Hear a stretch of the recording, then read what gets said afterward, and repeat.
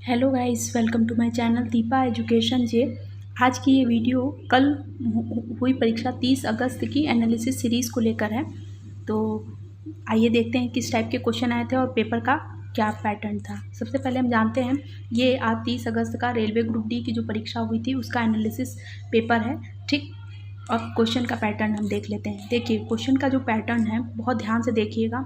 ये क्वेश्चन मैंने खुद स्टूडेंट से जाकर पूछे हैं किस टाइप के क्वेश्चन आए थे। पेपर का मॉडल जो था वो सिंपल टू मॉडरेट था। ऑथेंटिक क्वेश्चंस पूछे गए थे। अटेंडेंस 40 से 45% के बीच में थी। सोशल जो साइंस के क्वेश्चन थे वो बहुत ही डीपली थे और सिविक जो थी वो इजी थी, मतलब सिंपल जो क्वेश्चंस थे वो पूछे गए थे। मैं आपको क्वेश्चंस के माध्यम से भी आपको पता लग जाएगा कि किस टाइप के क्वेश्चन परीक्षा में आए हुए थे कल। सबसे पहले हम जानते हैं पेपर में क्वेश्चन दिया था कि पाचन तंत्र का वह भाग जहाँ पाचन नहीं होता। तो आपको पता है कि ग्रास नली में भोजन का पाचन नहीं होता है। इसके अलावा घेंगा में भी भोजन का पाचन नहीं होता है। ध्यान रखिएगा, इस टाइप के क्वेश्चन आपकी परीक्षा में कल आए थे। दूसरा क्वेश्चन था ओजोन परत के क्षरण के लिए कौन सी गैस उत्तरदायी है। तो ओजोन परत के क्षरण की अगर हम बात करें तो क्लोरोफ्लोरोकार्बन, CFC जिसे हम कहते हैं शॉर्ट में, क्लोरोफ्लोरोकार्बन, ये गैस इसके लिए उत्तरदायी है, ठीक। इसके अलावा क्वेश्चंस की बात करें, क्वेश्चन दिया था 2017 में कौन सा मौलिक अधिकार जोड़ा गया था।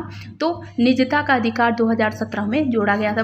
पता होगा, बहुत सा इजी क्वेश्चन था पर आपकी परीक्षा में आया था। 8वीं अनुसूची में कौन सी भाषा शामिल नहीं है। तो 8वीं अनुसूची में आपको पता है कि अवधी भाषा शामिल नहीं है। आप कमेंट बॉक्स में बताएंगे कि कौन कौन सी भाषा 8वीं अनुसूची में कौन कौन सी भाषाएं हैं और कितनी भाषाएं हैं। आपका कमेंट बॉक्स में आप करके बताएंगे, ठीक। आगे क्वेश्चन देखते हैं। मानव शरीर में लिम्फ या लसिका तंत्र का कार्य पूछा था। देखिए इसके तो कई कार्य हैं, लेकिन आपके ऑप्शन बच्चों 4-5 ऑप्शन बताए हुए थे, उसमें एक ऑप्शन ये भी था पाचित क्रिया अवशोषित ऊष्मा, इसका कार्य होता है, ठीक। महिला प्रजनन प्रणाली का हिस्सा नहीं है।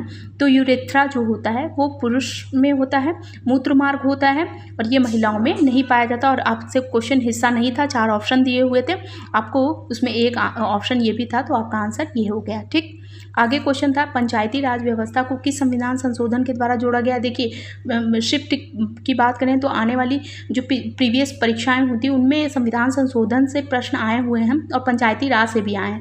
अब 73वां संविधान संशोधन 1992 के तहत पंचायती राज व्यवस्था को संविधान संशोधन के तहत 73वां संविधान संशोधन के तहत शामिल किया गया था, ठीक। आगे क्वेश्चंस की बात करें, देखिए इसमें एक क्वेश्चन रीजनिंग का ऐसे दिया था 1, 3, 6, 11, 18, 29, 42 और आगे क्वेश्चन मार्क दिया था। क्वेश्चन मार्क की जगह पे कौन सा है। तो देखिए इसे हम ऐसे कर लेंगे, 1, 3 के बीच में 2 का गैप हो रहा है, 3 से 6 में 3 का, 6 से 11 में 5 का, 11 से 18 में 7 का। यहाँ पर तो यहाँ पर देखिए अभाज्य संख्याओं का एक ग्राफ तैयार किया गया है। तो आपको पता है कि 42 में अगर हम 17 जोड़ेंगे तो आंसर क्या आ जाएगा 59। तो नेक्स्ट संख्या आपकी क्या हो जाएंगी 59। देखिए यहाँ पर 9 नहीं दिया है, ध्यान रखिएगा। अभाज्य संख्या यानी वे संख्या जो 1 से और स्वयं के अतिरिक्त किसी से भी ना कटे, और 9 जो है 9 से भी कटता है, 1 से भी कटता है, 3 से भी कटता है। तो ध्यान रखिएगा, ऐसे परीक्षा में आपके क्वेश्चन सीक्वेंस बने हुए थे। रीजनिंग के क्वेश्चन पिछली जो परीक्षाएं हुई हैं उनमें बहुत ही टफ आए हैं। पेपर का पैटर्न रीजनिंग के मैटर में टफ रहा है, तो ध्यान रखिएगा इस परीक्षा में ऐसे क्वेश्चंस आपके आए हुए थे, ठीक। तो देख लीजिए यहाँ पर आपका एक इससे क्वेश्चन डायरेक्शन से रिलेटेड क्वेश्चन दिए हुए थे। डायरेक्शन आपको पता है कि ये एरिया पूर्व, पश्चिम, उत्तर, दक्षिण वाला होता है। अब आपको पता है कि ये दक्षिण पूर्व एरिया हो गया, ये उत्तर पूर्व हो गया, ये उत्तर पश्चिम हो गया, ये पश्चिम दक्षिण पश्चिम हो गया। तो देखिए इस टाइप के भी क्वेश्चन आए हुए थे। 3-4 लाइन का क्वेश्चन दिया हुआ था। क्वेश्चन को समझना और बिल्कुल खुद उसी हिसाब से आप अपना दिशा सेट करते जाइए, आपको आंसर मिल जाएगा।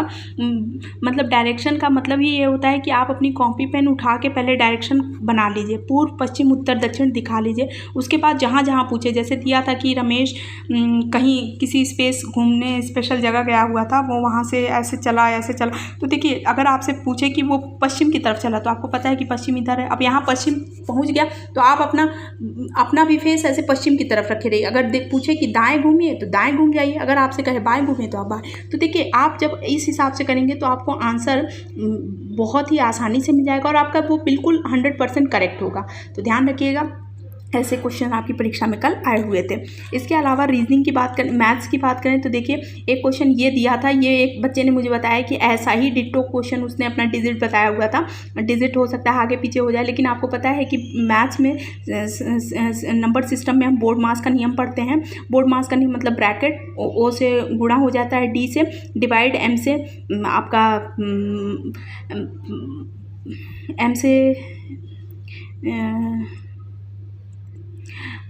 एम से मल्टीप्लाई हो जाएगा, ए से एडिशन हो जाएगा, एस से सब्ट्रैक्शन हो जाएगा। ध्यान रखिएगा, मैं थोड़ा सा कंफ्यूज हो गई। बोर्ड मास में बी से आपका जो कोष्टक होता है उसे, फिर ओ से ऑप्शन आपको गुणा, डी से डिवाइडेशन, एम से आपका मल्टीप्लिकेशन, ए से ऐड और एस से सब्ट्रैक्शन होता है। बोर्ड मास के नियम के हिसाब से हम इसे सेट किए तो आपका ये वाला ऑप्शन सही था। देख लीजिए 27 में 3 का गुणा किया, 81 आ गया, उसमें 19 ऐड किया और तो 81 और 19 100 हो गया, और 100 में से 10 को माइनस किया तो 10 आ गया। ठीक, देखा जाए आगे। एक क्वेश्चन आपका वैन आरेख से था। आपको पता है कि तांबा धातु क्रिप्टॉन का वैन आरेख ऐसा बनेगा। कुछ क्वेश्चन कथन और निष्कर्ष से दिए हुए थे, कथन निष्कर्ष से यानी से प्रश्न आए हुए थे। और गणित की अगर बात करें तो गणित में आप देख रहे हैं कि प्रतिशत से, लाभ हानि से प्रश्न आपकी परीक्षा में पूछे जा रहे हैं। तो बेसिक क्वेश्चन मैथ्स के पूछे जा रहे हैं, बाकी रीजनिंग के जो क्वेश्चन वो मैंने आपको बता दिए। वैन आरेख से जो क्वेश्चन था, कथन निष्कर्ष से भी क्वेश्चन दिए हुए थे, और आगे आपको मैंने पहले भी बता दिया ये बोर्ड मास के नियम के हिसाब से आया हुआ जो क्वेश्चन था वो भी आया था आपकी परीक्षा में। तो जो भी व्यूअर्स इस चैनल पर नए हैं, प्लीज़ मेरे चैनल को लाइक कीजिए, सब्सक्राइब कीजिए, शेयर कीजिए। Thank you.